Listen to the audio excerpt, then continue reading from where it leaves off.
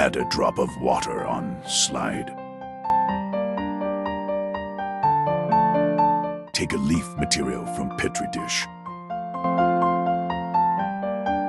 Peel out the epidermal layer from the leaf epidermis.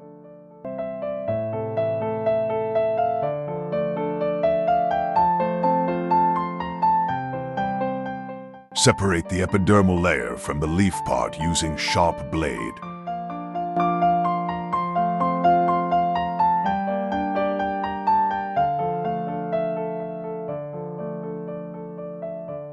Add saffarine stain to it.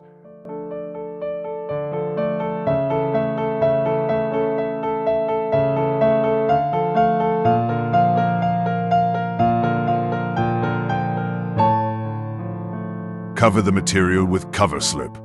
Ensure there should not any air bubble on slide.